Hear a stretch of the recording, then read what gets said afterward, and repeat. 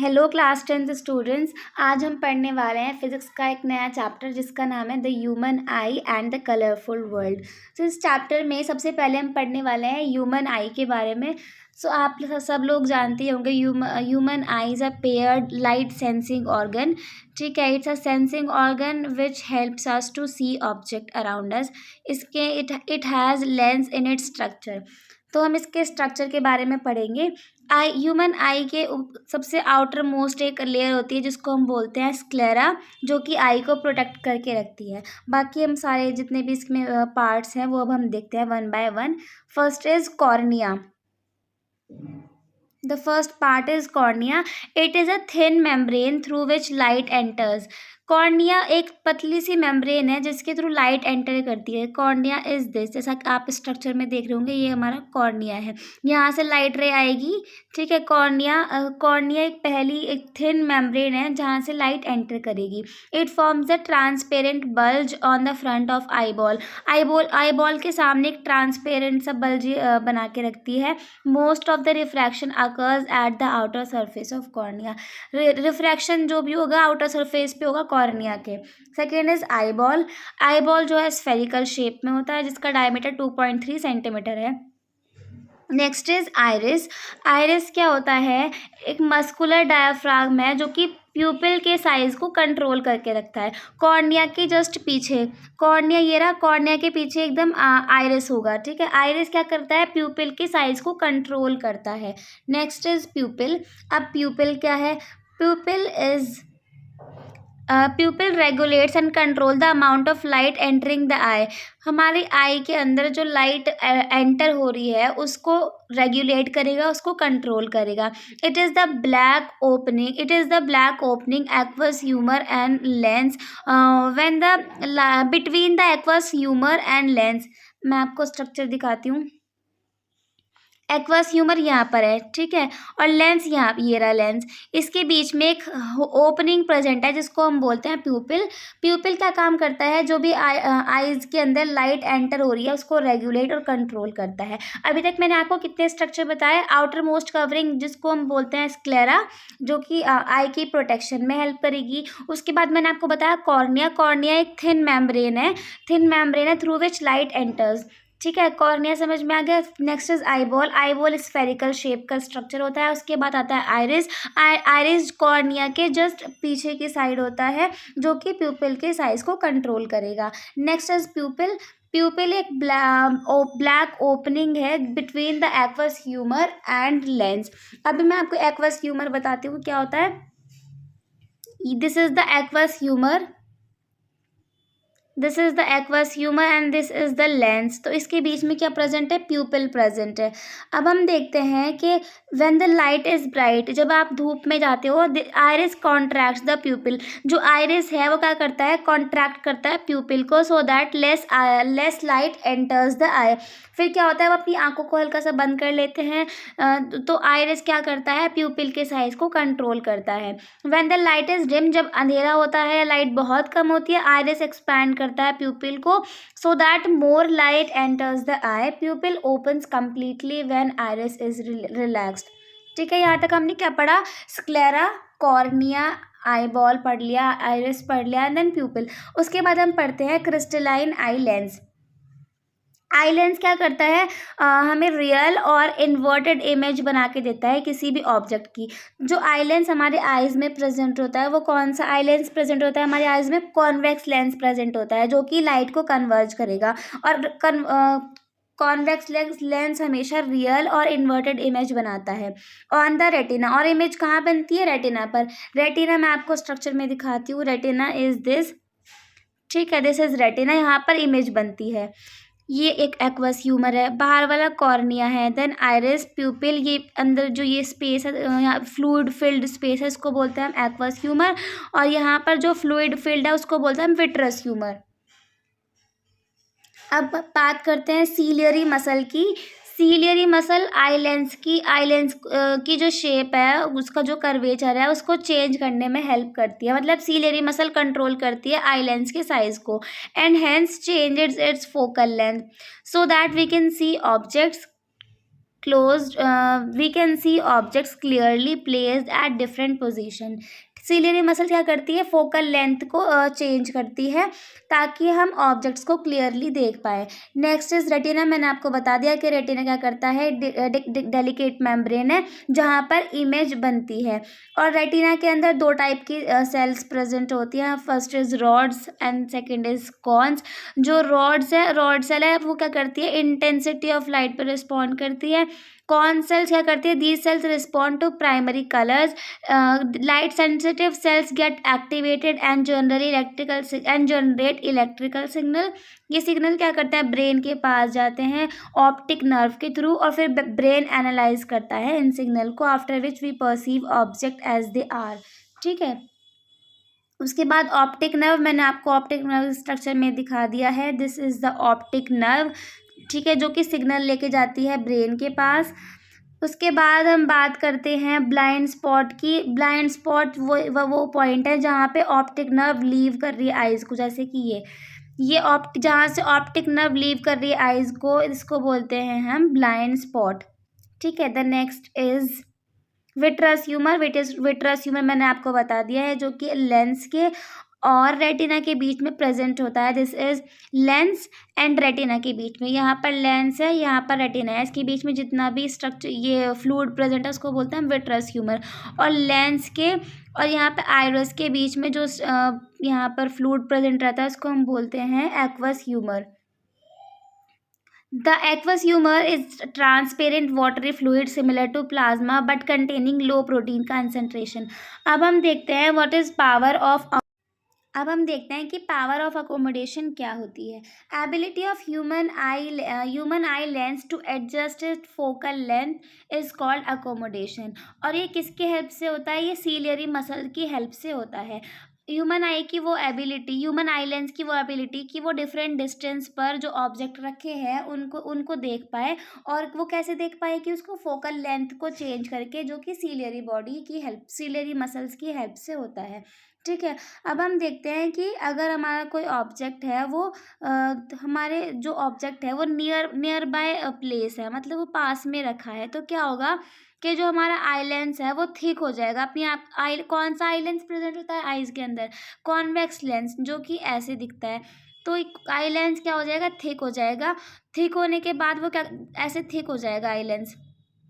और थिक होने के बाद वो क्या करेगा, फोकल लेंथ को डिक्रीज कर देगा. फोकल लेंथ डिक्रीज हो जाएगी तो हम इजीली जो नियर बाय ऑब्जेक्ट रखा हुआ है उसको देख पाएंगे. ठीक है. तो पहला पॉइंट क्या होगा कि सीलियरी मसल्स क्या करेंगी, कॉन्ट्रैक्ट करेंगी. सीलियरी मसल्स कॉन्ट्रैक्ट करेंगी तो क्या होगा, आई लेंस थिक हो जाएगा. और आई लेंस थिक हो जाएगा तो क्या होगा, फोकल लेंथ डिक्रीज होगी. फोकल लेंथ डिक्रीज होगी तो हम नियर बाय ऑब्जेक्ट्स को क्लियरली देख पाएंगे. वहीं पर अगर सीलियरी मसल्स रिलैक्स कर रही हैं, सीलियरी मसल्स रिलैक्स करेंगी तो जो आई लेंस है वो थिन हो जाएगा. थिन हो जाएगा तो क्या होगा, फोकल लेंथ इंक्रीज हो जाएगी. फोकल लेंथ इंक्रीज होगी तो हम इजीली जो डिस्टेंट ऑब्जेक्ट्स है उसको देख पाएंगे. ठीक है. ये पॉइंट आपको याद रखना है कि अगर सीलियरी मसल्स रिलैक्स करेंगी तो लेंस थिन होगा. वहीं पर अगर सीलियरी मसल्स कॉन्ट्रैक्ट करेंगी तो जो आई लेंस है वो थिक हो जाएगा, फोकल लेंथ डिक्रीज हो जाएगी और हम इजीली नियर बाय ऑब्जेक्ट को देख पाएंगे.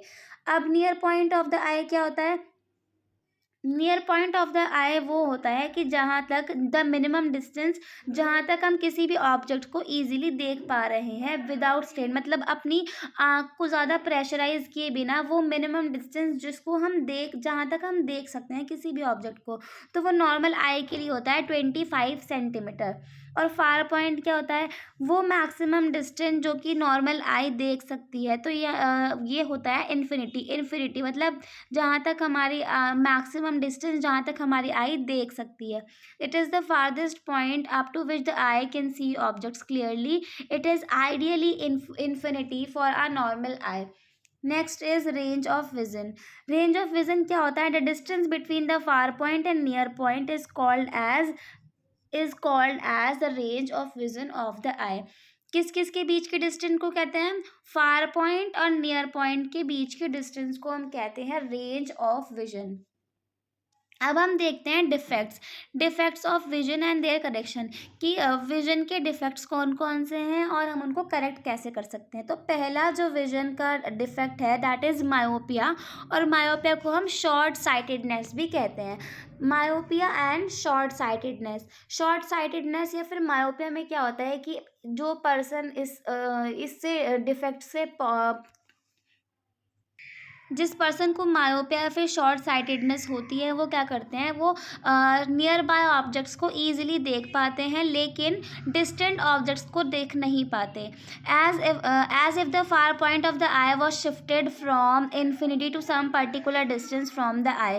तो अब हम देखेंगे कि मायोपिया में क्या होता है कि जिस भी पर्सन को ये मायोपिया होता है वो ईजिली नियर बाय ऑब्जेक्ट्स को देख पाते हैं लेकिन दूर रखी हुई चीज़ों को नहीं देख पाते। जैसे कि मैं आपको एग्जांपल यहाँ पर दिखा देती हूँ। यहाँ पर आप देख सकते हैं कि एक डायग्राम बना हुआ है जहाँ पे यहाँ पे लाइट रेज आ रही हैं, ठीक है, लाइट रेज आ रही है। और यहाँ पर ये क्या है, यहाँ पर हमारा आई लेंस है। आई लेंस क्या करता है, जो यहाँ पर आईज के अंदर लेंस प्रेजेंट है वो कॉन्वेक्स लेंस प्रेजेंट होता है। वो क्या करता है, लाइट रेज को कन्वर्ज करता है एक पॉइंट पर। तो ये लेंस क्या करेगा, कन्वर्ज कर देगा इसको पहले ही। बल्कि इमेज कहाँ बनती है, इमेज तो यहाँ पर रेटिना पे बनती है, लेकिन जो यहाँ पे आई लेंस है वो उसको पहले ही कन्वर्ज कर दे रहा है। मतलब जो रेटिना है उससे पहले ही कन्वर्ज कर दे रहा है। तो ये कौन सी आई का डायग्राम है, मायोपिक आई, मतलब जिस पर्सन को ये डिफेक्ट है उसकी आई का डायग्राम है।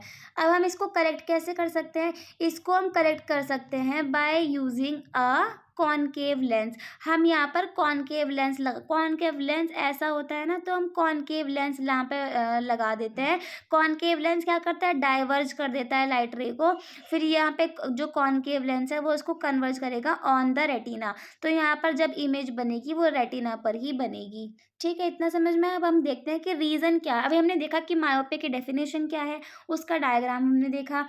अब हम देखते हैं कि रीज़न क्या हो सकते हैं मायोपिया के। पहला is excessive curvature of the eye lens, eye lens का कर्वेचर ज़्यादा बढ़ जाए, या फिर elongation of eye ball elongate हो जाए। ये दो रीज़न है। पहला क्या है, excessive curvature of the eye lens ज़्यादा मोटा हो जाए, ज़्यादा थिक हो जाए या फिर ज़्यादा थिन हो जाए, ठीक है, उस वो रीज़न हो सकता है। या फिर elongation of the eyeball. अब करेक्शन क्या होगा इसका, the person has to wear spectacles with a concave lens of focal length equal to the distance of far point of myopic eye. ठीक है, कॉनकेव लेंस लगाना पड़ेगा। अब हम दूसरा डिफेक्ट देखते हैं, डैट इज़ हाइपरमेट्रोपिया और फार साइटेडनेस।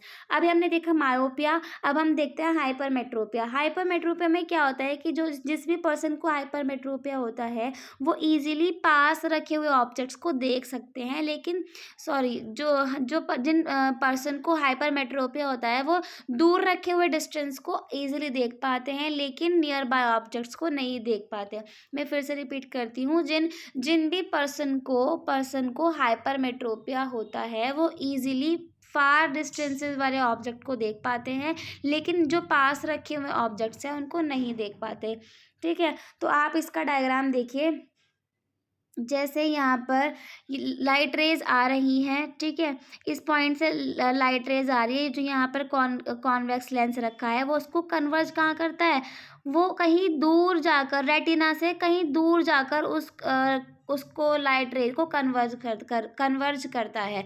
तो इससे क्या होता है कि इमेज तो रेटिना पर बनी ही नहीं, तो ब्रेन के पास तो कोई सिग्नल जाएगा ही नहीं, तो जो इमेज है वो बहुत दूर जाके बनती है। तो हमें क्या करना पड़ेगा, इसमें हमें कॉन्वेक्स लेंस का यूज़ करना पड़ेगा। कॉन्वेक्स लेंस क्या करेगा, इसको कन्वर्ज करवा देगा पहले ही।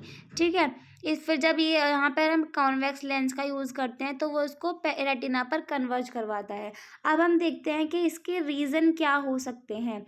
रीज़न ऑफ हाइपरमेट्रोपिया, पहला रीज़न है increase in focal length of eye lens. जो आई लेंस है उनकी फोकल लेंथ बढ़ जाए या फिर आई बॉल बहुत छोटी हो जाए।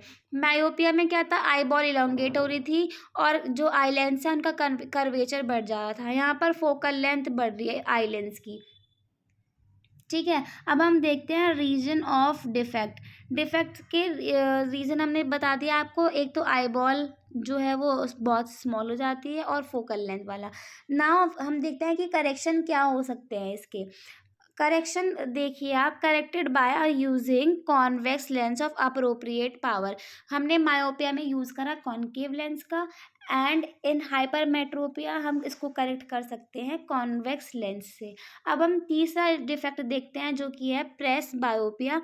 प्रेस बायोपिया जनरली ओल्ड पीपल में होता है। एज वी बिकम ओल्ड, जो पावर ऑफ अकोमोडेशन है, आई लेंस की जो पावर है डिस्टेंस पे रखे हुए ऑब्जेक्ट्स को फोकस करने की, वो क्या हो जाती है, यूजुअली डिक्रीज हो जाती है। The near point gradually recedes away. This defect is called as press बायोपिया।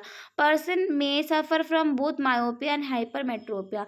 अब हम देखते हैं कि इसके रीज़न क्या क्या हो सकते हैं। पहला क्या होगा, gradually weakening of ciliary muscles. जो सीलियरी मसल है वो वीक हो जाती हैं। पहला तो पॉइंट ये है, ओल्ड पीपल में ये जनरली दिखाई देता है। तो उसमें क्या होता है कि ओल्ड एज तक आते आते जो सीलियरी मसल्स है वो ग्रेजुअली वीक हो जाती हैं। तो इसमें क्या होता है कि जो सीलियरी मसल है वो वीक हो जाती है, और जो आई लेंस है वो उनकी फ्लेक्सिबिलिटी बहुत कम हो जाती है। ठीक है, अब हम आगे बढ़ते हैं, करेक्शन देखते हैं। करेक्शन क्या हो सकते हैं प्रेस बायोपिया के। करेक्शन ये हो सकते हैं कि हम इसमें बायफोकल लेंस का यूज़ कर सकते हैं। बायफोकल लेंस मतलब बाय मीन्स दो, तो हम इसमें कॉनकेव और कॉन्वेक्स दोनों लेंस लगाते हैं बायफोकल लेंस में। और जैसे कि मैं आपको दिखाती हूँ, जैसे इसको समझिए, एक चश्मा है ये, इसमें हम ये एक चश्मा है, इसमें हम क्या करते हैं, अपर वाला जो पार्ट है इसमें दो लेंस लगाते हैं। एक लेंस ये रहा और एक लेंस ये रहा, और दूसरा लेंस यहाँ पे होता है। ठीक है, तो इसमें अपर वाले पोर्शन में हम यूज़ करते हैं कॉनकेव लेंस का, और इस वाले नीचे वाले साइड में हम यूज़ करते हैं कॉन्वेक्स लेंस का। तो इसी तरीके से कुछ बायफोकल लेंस को बनाया जाता है। ये किसके करेक्शन है, प्रेस बायोपिया के। ठीक है, अब हम आगे बढ़ते हैं, refraction through a triangular prism. Prism क्या होता है, प्रिज्म एक ऐसा इसमें प्रिज्म एक ऐसा, आप समझिए कि ऑब्जेक्ट होता है जिसमें दो ट्रायंगुलर बेस होते हैं और तीन रेक्टेंगुलर लेटरल सरफेस होते हैं। जैसे मैं आपको बताऊं, एक ऐसा समझिए, कुछ ऐसा एक प्रिज्म होता है जिसमें दो दो ट्रायंगुलर बेसिस है। एक ये है ट्रायंगुलर बेस और एक ये है, दो ट्रायंगुलर बेस हो गए, और तीन रेक्टेंगुलर लेटरल सरफेस होता है। जैसे कि यहाँ पे एक रेक्टेंगुलर सरफेस तो ये हो गया, एक रेक्टेंगुलर सरफेस ये हो गया, और एक इसकी नीचे की साइड होगा, दो हो गए, और एक इसके जस्ट बराबर वाली साइड होगा। तो ऐसा कुछ प्रिज्म होता है जिसको हम ट्रायंगुलर प्रिज्म कहते हैं।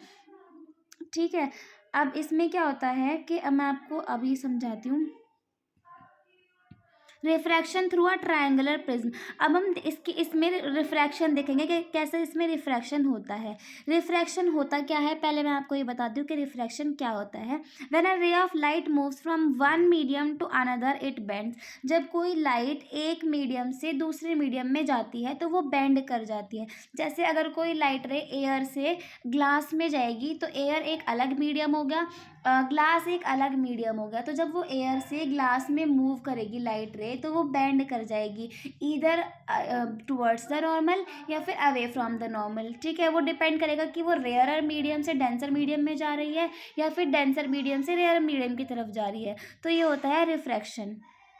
तो मैं आपको यहाँ पर एक प्रिज्म दिखाती हूँ। जैसे ये एक प्रिज्म है, ठीक है, इसमें प्रिज्म में सबसे जो कोने वाला एंगल है that is angle of prism. ये तो समझ आ गया आपको, एंगल ऑफ प्रिज्म। बाकी हम देखते हैं, जैसे ये यहाँ से एक मैं आपको अलग से ही समझा देती हूँ, इसमें आपको समझ नहीं आएगा शायद। देखो, जैसे ये एक प्रिज्म है, ठीक है, यहाँ से एक लाइट रे इंसिडेंट हुई। तो ये लाइट रे जो इंसिडेंट हुई है इसको हम बोलते हैं इंसिडेंट रे। ठीक है, इंसिडेंट रे है। तो यहाँ पे हम ड्रॉ करेंगे एक नॉर्मल,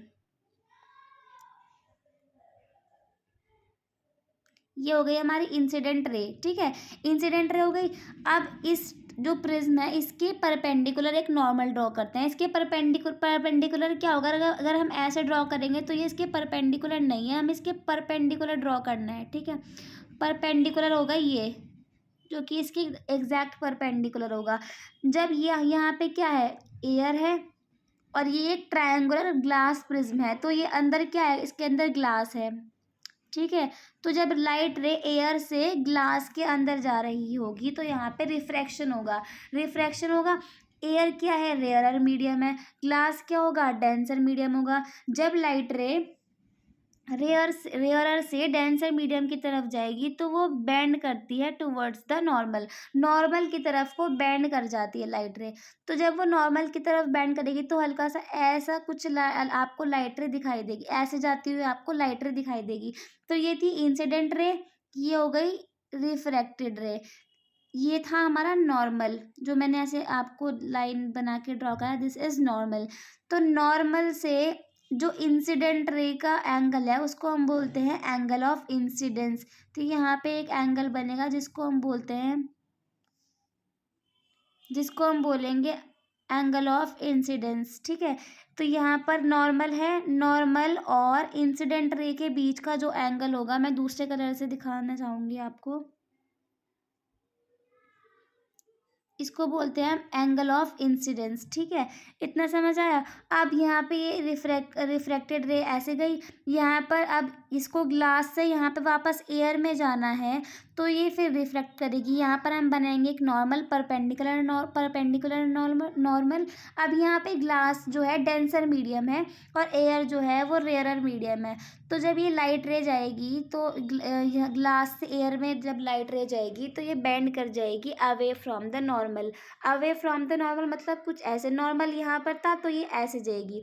तो ये हो गई हमारी इमर्जेंट रे, ये थी इंसिडेंट रे, ये हो गई इमर्जेंट रे। अब इस लाइट को जाना तो ऐसे था ना, क्योंकि यहाँ से ऐसे इंसिडेंट हुई थी तो ये डायरेक्ट इसको ऐसे जाना चाहिए था, लेकिन ये मीडियम चेंज होने की वजह से, ग्लास से एयर में आने की वजह से, तो क्या होगा कि ये ऐसे चली जाएगी। तो इसका और इसके बीच का जो एंगल बन रहा है यहाँ पे, इसको बोलेंगे हम एंगल ऑफ डेविएशन, क्योंकि ये इतना डेविएट हो गई है ना, यहाँ पे ये इतना डेविएट हो गई, यहाँ पे जाना था लेकिन चली गई कुछ ऐसे, तो इन दोनों के बीच के एंगल को हम बोलेंगे एंगल ऑफ डेविएशन। और नॉर्मल से जो इमरजेंट रे का जो एंगल बन रहा है, नॉर्मल से इमरजेंट रे के एंगल को हम बोलते हैं angle of emergence, angle of incidence, angle of emergence, angle of prism और angle of deviation. I hope कि आपको क्लियर हुआ हो। अगर नहीं समझ आया तो आप एक बार फिर से वीडियो को देख सकते हैं। अब हम आगे बढ़ते हैं। Dispersion of white light by a glass prism. Dispersion of light is the phenomena. Dispersion क्या होता है? Dispersion is the bending of white light into, sorry, dispersion is the splitting of white light into its colour, into its constituent colour components, ठीक है। जैसे कि मैं आपको बताती हूँ, dispersion of light is the phenomena of splitting of a beam of white light into it's 7 colour. जो white light होती है ना, वाइट लाइट वो 7 कलर से मिलके बनी होती है।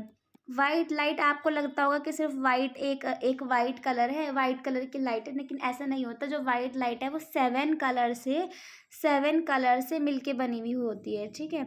और वो 7 कलर कौन कौन से हैं? वीबग्योर, ये याद करने की ट्रिक है। कौन कौन सा है? वी मतलब violet, I mean indigo, B से blue, G for green, Y for yellow, O for orange and R for red. जो वाइट लाइट है वो 7 कलर से मिलके बनी है, जिसमें विबग्योर है, ठीक है। ये आपको याद रखना है। अब इसमें हम देखते हैं कि जो रेड कलर है वो सबसे कम डेविएट होता है, ठीक है। और जो वॉयलेट कलर है वो सबसे ज़्यादा बेंड होता है। The band of colour component. अब देखो, जब मैंने आपको बताया कि जो वाइट लाइट है, ऐसे समझो कि वाइट लाइट है, ये 7 कलर से मिलके बनी है, ठीक है। 7 कलर, 4 5 6 7, ठीक है, 7 कलर से मिलके बनी है। जब ये वाइट लाइट इन 7 कलर में स्प्लिट हो जाएगी तो हम इसको बोलते हैं dispersion. Splitting of white light into its constituent component is called as dispersion, ठीक है। मैं आपको डिस्पर्जन समझाना चाह रही थी कि जब वाइट लाइट स्प्लिट होगी 7 कलर, मतलब अपने कॉन्स्टिट्यूएंट का मतलब होता है कि जिससे मिलकर बनी है, उन कलर में जब स्प्लिट होगी इसको बोलते हैं हम डिस्पर्जन। और जब हम यहाँ पर एक स्क्रीन लगाकर देखते हैं इन 7 कलर्स को, तो उसको हम बोलते हैं स्पेक्ट्रम। मतलब 7 कलर का जो बैंड दिखाई देगा, band of 7 colour components of light obtained on screen is called as spectrum. ठीक है, डिस्पर्जन और स्पेक्ट्रम समझ आया होगा आपको। उसके बाद हम देखते हैं कि यहाँ पर लिखा हुआ भी है कि जो वॉयलेट कलर है वो सबसे ज़्यादा बैंड होता है, वहीं पर जो रेड कलर है वो सबसे कम। देखो यहाँ पर एक प्रिज्म है, ये वाइट लाइट है। वाइट लाइट जब ये एयर से ग्लास के अंदर जाएगी तो आपको मैंने बताया डेविएट करेगी। ठीक है, तो यहाँ पर जब ये डेविएट करके इस ग्लास से बाहर निकलेगी तो यहाँ पर आपको वेबग्योर दिखाई देगा, बैंड ऑफ 7 कलर दिखाई देंगे जिसको हम स्पेक्ट्रम बोलते हैं, जिसमें सबसे नीचे होगा वॉयलेट, फिर इंडिगो, फिर ब्लू, फिर ग्रीन, फिर yellow, orange and then red. ऐसे आपको वेबग्योर दिखाई देगा।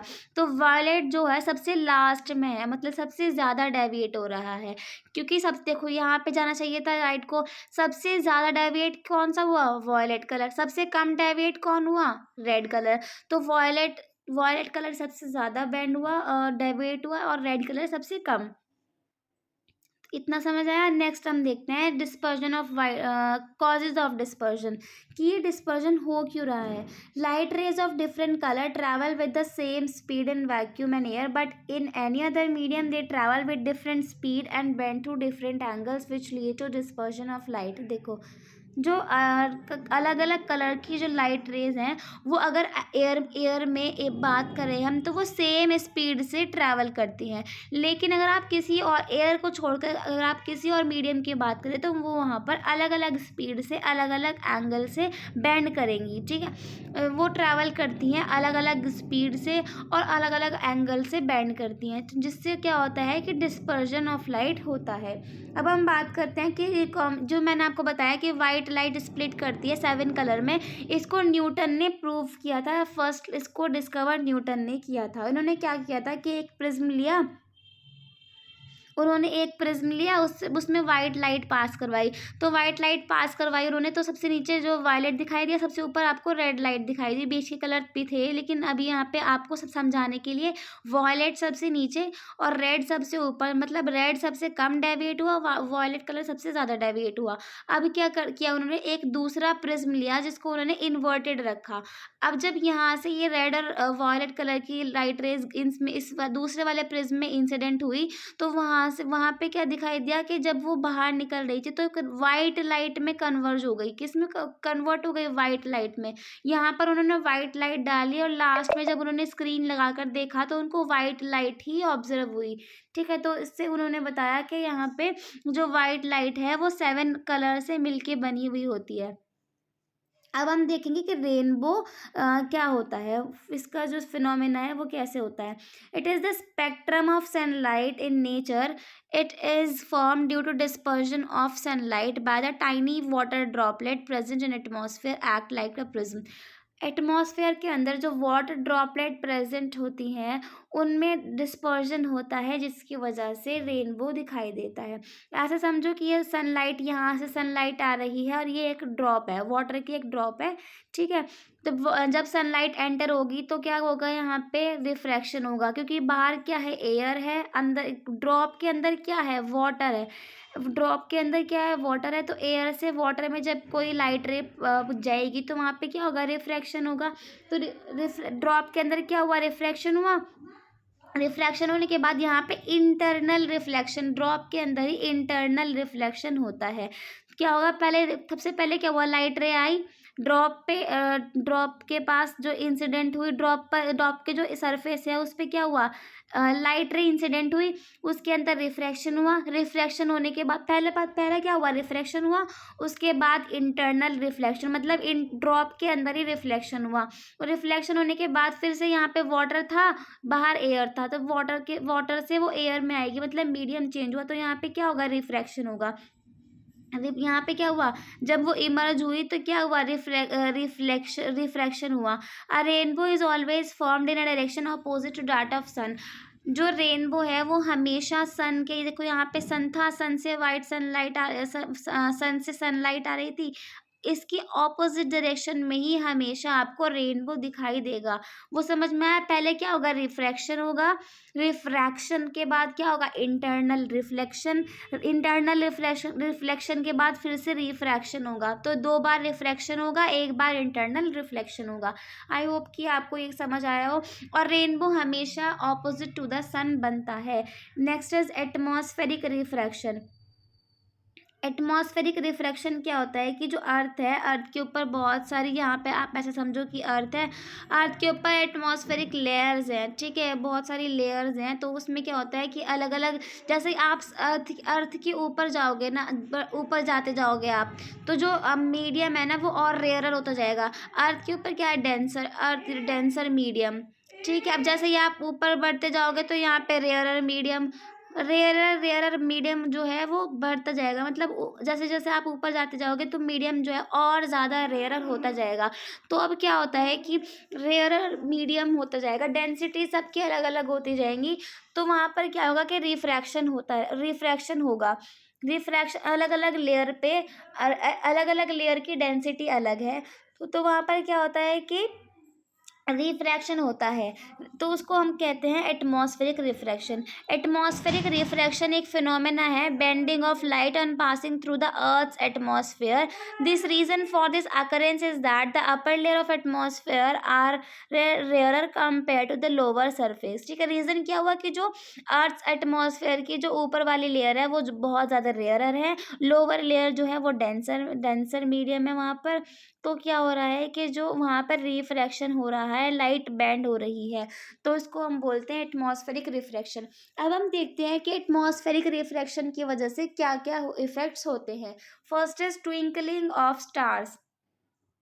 ठीक है, ट्विंकलिंग ऑफ स्टार्स में क्या होता है, द स्टार लाइट और on entering the earth atmosphere. जब स्टार लाइट अर्थ के एटमॉस्फेयर पर एंटर करती है तो वहाँ पर क्या होता है, रिफ्रैक्शन होता है, क्योंकि स्टारलाइट अर्थ एटमॉस्फेयर पे एंटर करेगी, वहाँ पे क्या होगा, रिफ्रैक्शन होगा। अर्थ तक पहुँचने से पहले उसमें कंटिन्यूअसली रिफ्रैक्शन होता रहेगा। और जब वो अर्थ के एटमॉस्फेयर पर आए, सॉरी, जब वो एटमॉस्फेयर ज़्यादा स्टार लाइट को रिफ्लेक्ट करेगा टुवर्ड्स द ऑब्जर्वर आई, तो वहाँ पर क्या होगा, स्टार आपको ब्राइट दिखाई देगा। वहीं पर जब वो रिफ्लेक्टेड स्टार लाइट जो है ऑब्जर्वर की आई पर कम रिफ्रैक्ट होगी, तो क्या होगा, तो आपको जो स्टार है वो डिम दिखाई देगा। ठीक है, in this way the stars go on becoming bright. तो इसी तरीके से जो स्टार है कभी आपको ब्राइट दिखता है, कभी डिम दिखता है, which is called twinkling of star. मैं एक बार फिर से बता देती हूँ आपको। क्या होता है कि एटमॉस्फेरिक रिफ्लेक्शन की वजह से जब एटमॉस्फेयर रिफ्लेक्ट करेगा स्टार लाइट को, ज़्यादा स्टार लाइट को रिफ्लेक्ट करेगा टुवर्ड्स द ऑब्जर्वर आई, तो क्या होगा कि ब्राइट दिखाई देगा आपको स्टार।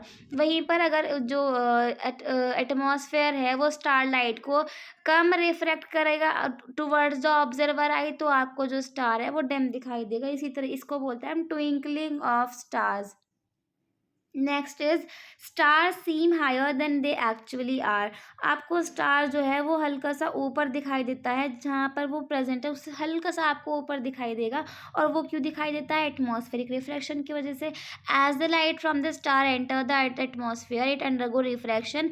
जैसे ही लाइट अर्थ के एटमॉस्फेयर पर एंटर करती है तो वहाँ पे उसमें कॉन्टीन्यूसली रिफ्रैक्शन होएगा, और जो लाइट है वो बेंड करेगी towards the normal each time atmospheric refraction की वजह से। तो क्या होता है, जैसे कि यहाँ पे स्टार है, ठीक है, आपको यहाँ जो ये जो स्टार है वो स्टारलाइट अर्थ के एटमॉस्फेयर पर एंटर हुई, वहाँ पर क्या होगा कि रिफ्रैक्शन होगा और ये बेंड कर जाएगी टुवर्ड्स द नॉर्मल।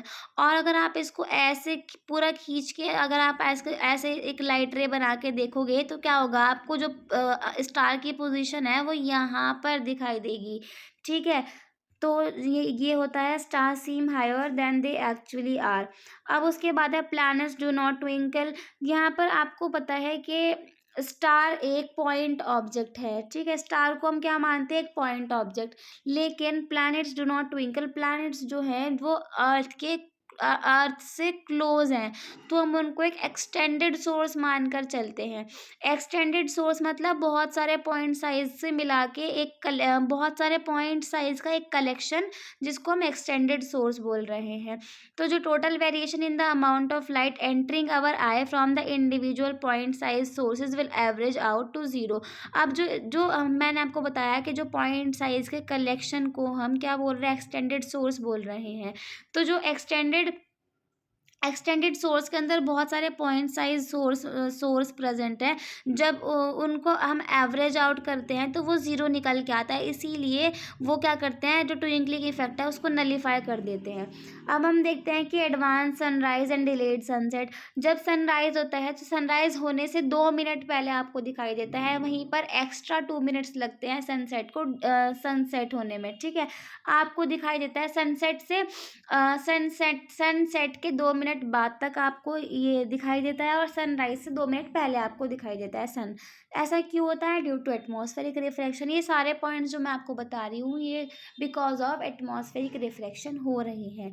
तो ऐसा क्यों होता है आप समझिए। ये अर्थ है, दिस इज अर्थ और दिस इज यू। तो ये एटमॉस्फेरिक लेयर है, ठीक है। ये हॉरिजन है, हॉरिजन से नीचे यहाँ पर रियल सन है। अभी तक हॉरिजन से नीचे है, मतलब अभी तक सनराइज नहीं हुआ है। तो जो सन, आप यहाँ पर खड़े होकर सन को देख रहे हो, तो जैसे यहाँ से रेज आएगी आपकी आइज में, ठीक है। तो एटमॉस्फेरिक लेयर से होते हुए जो सन रेज है वो आपकी आइज में आएंगी, आपकी आइज पे आएंगी। कैसे आएंगी? रिफ्लेक्ट होके आएंगी, क्योंकि यहाँ पे एटमॉस्फेरिक लेयर है, रिफ्लेक्ट होके आएंगी। और जब आप उसको ऐसे करके देखोगे तो सन आपको एक्चुअल में यहाँ दिखाई देगा। 2 मिनट का डिफरेंस आपको दिखाई देता है। स्कैटरिंग ऑफ लाइट क्या होता है? स्कैटरिंग ऑफ लाइट एक फिनोमेना है जहाँ पर क्या होता है कि a part of the light of incident on a particle is redirected in different direction is called as scattering of light. तो इसमें आपको पढ़ना है टिंडल इफेक्ट। टिंडल इफेक्ट में क्या होता है कि जब कोई बीम ऑफ लाइट स्ट्राइक करती है किसी भी पार्टिकल पर, तो वो आपको एक पाथ ऑफ बीम दिखाई देता है पार्टिकल्स की वजह से, क्योंकि वो फाइन पार्टिकल्स होते हैं जो कि लाइट को स्कैटर कर देते हैं, ठीक है। ये आपको पढ़ना है। उसके बाद हम देखते हैं वाई क्लाउड अपीयर्स वाइट। आपको जो क्लाउड्स हैं वो वाइट अपीयर क्यों होते हैं? क्योंकि जो वाटर क्लाउड्स में जो वाटर ड्रॉपलेट है, वो उनका साइज़ जो है वो बड़ा होता है, वो लार्ज होती हैं, तो वो पार्टिकल को स्कैटर कर देती हैं। और जितने भी लाइट के वहाँ पे पार्टिकल हैं उनको ऑलमोस्ट इक्वली स्कैटर करती है। तो इसीलिए आपको जितनी भी उसके अंदर लाइट्स प्रेजेंट है ना, वो सब वेवलेंथ की, उनको वो इक्वली स्कैटर करता है। जब इक्वली स्कैटर करेगा तो जो है आपको वाइट कलर दिखाई देगा। उसके बाद एक क्वेश्चन है कि डेंजर सिग्नल आपको रेड कलर के ही क्यों मिलते हैं, कहीं पर कलर कुछ और कलर क्यों नहीं यूज़ करते? The red is least. मैंने आपको भी बताया था कि जो रेड है वो लीस्ट स्कैटर्ड करता है बाय फॉग और smoke, therefore it can be seen in the same colour at a same distance, ठीक है। ये आपको आई होप के क्लियर होगा। मैं यहाँ पे आपको टिंडल इफेक्ट मैंने आपको बता दिया है। Dependence of colour of scattered light. If the particles are very fine they scatter mainly the blue colour. अगर आपके पास अगर जो पार्टिकल बहुत ज़्यादा छोटे हैं तो वो क्या करते हैं कि जो ब्लू कलर की लाइट है उसको स्कैटर करते हैं शॉर्टर वेवलेंथ की। ब्लू कलर की लाइट शॉर्टर वेवलेंथ की होती है। अगर कोई पार्टिकल बहुत छोटे हैं तो वो क्या करेंगे, शॉर्टर वेवलेंथ वाली लाइट को स्कैटर करेंगे, जैसे कि ब्लू लाइट, ठीक है। और अगर वहीं पे मीडियम साइज के पार्टिकल है तो वो क्या करते हैं, लॉन्गर वेवलेंथ वाली लाइट को स्कैटर करते हैं, जैसे कि रेड कलर की लाइट। और अगर बहुत बड़े पार्टिकल्स हैं तो वो क्या करते हैं कि all the colours of light that is white appears white. अगर बहुत बड़े पार्टिकल है, जैसे कि वाटर ड्रॉपलेट के पार्टिकल्स हैं जो कि बड़े होते हैं, वो क्या करते हैं, सब सारी जो लाइट की वेवलेंथ है उनको ऑलमोस्ट इक्वली स्कैटर कर देते हैं, जिसकी वजह से वाइट कलर दिखाई देता है। अब यहाँ पे क्वेश्चन है कि colours of sky is blue. जो स्काई का कलर है वो ब्लू क्यों है? क्योंकि वहाँ पर जो पार्टिकल्स है एटमॉस्फेयर में जो पार्टिकल्स हैं उनका साइज़ बहुत छोटा है, उनका साइज़ बहुत स्मॉल है, जिसकी वजह से वो बहुत छोटे जो शॉर्टर वाली वेवलेंथ वाली लाइट्स हैं उन्हीं को वो स्कैटर कर पाते हैं, जैसे कि ब्लू लाइट। तो इसीलिए जो स्काई का कलर है वो ब्लू दिखाई देता है। आई होप कि आपको ये चैप्टर क्लियर हो गया हो। मैंने आपको कोशिश की है अच्छे से समझाने की। कोई चीज़ अगर आपको समझ ना आए तो आप कमेंट करके पूछ सकते हैं, ठीक है? और अगर आपको ये नोट्स चाहिए तो आप हमारे चैनल को वीज़ेड अकेडमी को सब्सक्राइब कर सकते हैं और टेलीग्राम चैनल जॉइन कर सकते हैं। थैंक